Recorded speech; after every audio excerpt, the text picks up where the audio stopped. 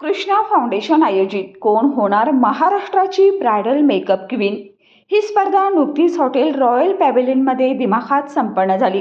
या स्पर्धेला राज्यातून विविध ठिकाणाहून मेकअप आर्टिस्टनी सहभाग नोंदवला होता। कृष्णा फाउंडेशनच्या संस्थापिका अध्यक्षा सोनाली राजपूत यांनी ब्युटिशियन क्षेत्राला एक व्यासपीठ या स्पर्धेच्या निमित्तानं निर्माण करून दिलं। 6 तारखेला ग्रूमिंग सेक्शन आणि 7 तारखेला स्पर्धा असं या स्पर्धेचं स्वरूप होतं। यामध्ये लहान मुलांसाठी फॅन्सी ड्रेस कॉम्पिटिशन ठेवण्यात आलं होतं। ब्रायडल मेकअपमध्ये महाराष्ट्रीयन, साऊथ, बंगाली आणि राजस्थानी असे लूक सादर करण्यात आले। यामध्ये मेकअप आर्टिस्ट तेजस्विनी काशीद यांनी साक्षी शिंदे यांच्यावर साऊथ इंडियन लूक सादर केला आणि प्रथम क्रमांकाच्या मानकरी ठरल्या। तर हेमंत विटे या मेकअप आर्टिस्टने शीतल चंदेकर यांना पेशवाई लूकमध्ये सादर केलं आणि दुसऱ्या क्रमांकाचे विनर ठरले। तसेच मेकअप आर्टिस्ट प्रिया जाधव यांनी प्रतीक्षा पाटील यांच्यावर राजस्थानी लूक सादर केला आणि तिसऱ्या क्रमांकाच्या विजेती ठरल्या।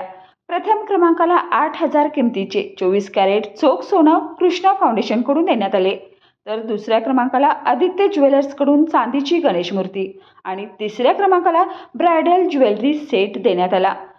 त्याचबरोबर प्रत्येक सहभागी स्पर्धकाला सर्टिफिकेट आणि गिफ्ट देण्यात आलं। या कार्यक्रमाला महिलांचा उत्स्फूर्तपणे प्रतिसाद लाभला।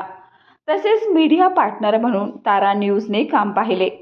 माझं ध्येय मला सांगायला फार आवडेल किंवा माझा या मागचा उद्देश काय होता ते पण मला सांगायला आवडेल। आम्ही बरेच स्टेज परफॉर्मन्स केले, स्पर्धक म्हणून मी सुद्धा बऱ्याच ठिकाणी गेले।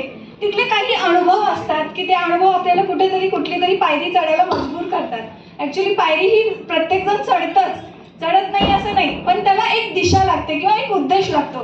तो उद्देश मनात ठेवला होता। एक स्पर्धा होती की त्या स्पर्धेमध्ये मला असं वैयक्तिक वाटतं की अनुला सुद्धा म्हणजे परीक्षक म्हणून अनुला वैयक्तिक फोन केला होता।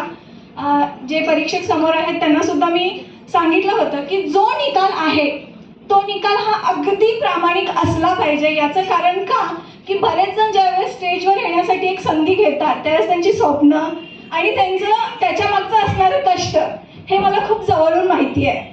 त्याच्यामुळं आजचा जो काही निकाल असेल तर खरोखर तो पारदर्शक असेल इतकी मी तुम्हाला गॅरंटी कृष्णा फाउंडेशनकडून देते।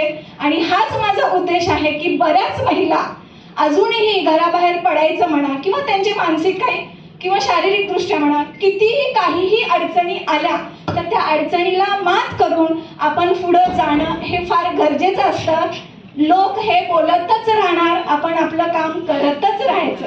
हा माझा एक स्वतःचा एक मंत्र म्हटलं तरी चालेल, कारण या जगात चांगल्याला चांगलं आणि वाईटला वाईट कोणीच म्हणत नाही। समोर एक आणि माघारी एक या गोष्टी साधारण आहेत आणि ह्या गोष्टीला महत्त्व न देता जर आपला उद्देश आणि आपलं मत जर साफ असेल, आपलं मन स्वच्छ असेल तर आज जसं की उज्ज्वला दीदी म्हणली की सगळ्या मैत्रिणींना चंद्रावर, नक्कीच मला सगळ्यांना चंद्रावर बघायलाच आवडेल। Thank you so much.